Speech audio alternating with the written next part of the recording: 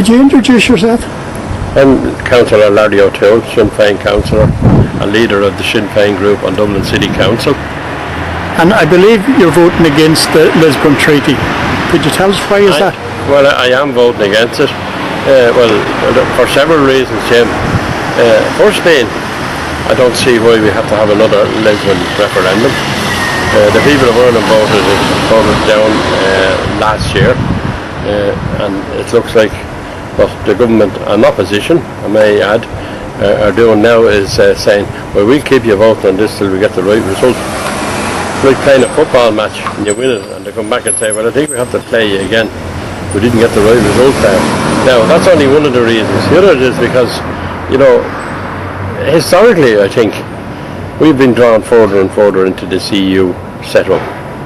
And I consider it has been to the detriment of ordinary folk in Ireland, and in this city, probably particularly.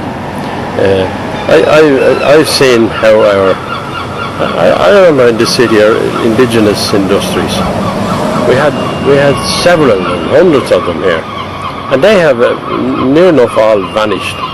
And that's not to talk about the damage it has done to our indigenous industry, agricultural, fishing, manufacturing throughout the state.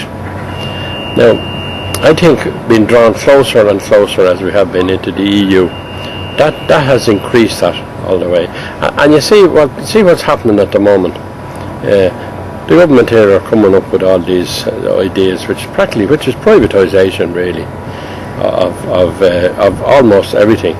Now, that's been led by Europe, and the EU is leading the whole thing.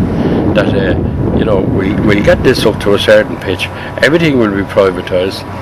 All our services, for instance, health, possibly education, all of that. But they want to obviously have it pared down.